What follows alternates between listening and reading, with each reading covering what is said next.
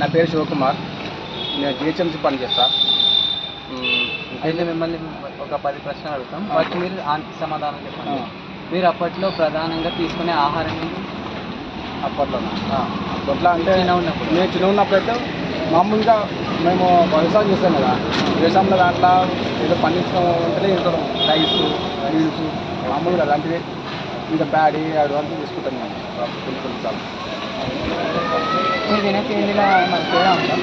ఇప్పుడు అప్పటికిప్పుడు కంపల్సరీ అంటే మీ తాతల కాలం నుంచి ఇప్పటి నాకు నేను చిన్న ఉన్నప్పుడు అయితే మా వాళ్ళు మా డాడీ వాళ్ళు అయితే మొత్తము పండించినవి ఓన్లీ కూరగాయలు ఇలాంటివి మంచిగా ప్యాడీ, గావరు, ఇంకా రైసు, ఇంకా కొన్ని ధాన్యాలు లాంటివి తీసుకుంటున్నాను. ఇలాంటివి అప్పటికి ఇప్పటికి ఏమైనా చేంజెస్ ఉన్నాయి అంటే చెట్లు పెరిగేదాంట్లో? అప్పుడైతే మామూలుగా అందరూ వీడి ఉంటున్నాయి కదా మామూలుగా అందరి దాంట్లో చేసేసి మన కొంచెం ఐడియా లేదు చేసేవాళ్ళు మామూలుగానే.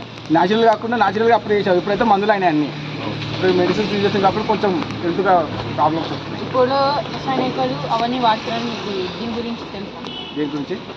ఈ మధ్య రసాయనికాలు వాడుతారు చూడు, ఇప్పుడు మొత్తం మెడిసిన్స్ అయిపోయినాయి. ఇప్పుడు దానివల్లగా మనకు హార్ట్ అటాక్ లాంటివి, రక్తపరిచయం సంఖ్య, కొంచెం మెంటల్గా డిజైర్లు వచ్చేది కూడా దాని ప్రాబ్లమే. చికెన్, మటన్ ఎక్కువ ఇప్పుడు అన్ని మెడిసిన్స్ కాబట్టి ఇప్పుడు పిల్లలు ఎట్లా చిన్నగా అంటే కొంచెం మెంటల్గా డిజైర్ లాగా వచ్చేస్తుంది. ఇప్పుడు ఆస్తమా లాంటివి ఎక్కువ వస్తుంది దానివల్ల. అది ప్రాబ్లం. మీరు అడవిలో దొరికేది ఏమైనా తిన్నారా? మొక్క అడవిలో దొరికేది స్పెషల్గా అంటే ఒకటేనా లేకపోతే చాలా ఉంటాయి కదా పండ్లు, ఫలాలు? ఏదైనా ఒకటి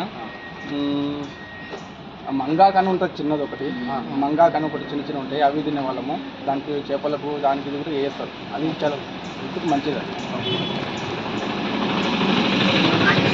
అంటే అన్నిటికంటే ఎక్కువ వేడిన సమస్య ఎప్పుడు ఎక్స్పీరియన్స్ వేడి ఉన్నప్పుడు అన్నిటికంటే అప్పట్లో ఏ సమస్య?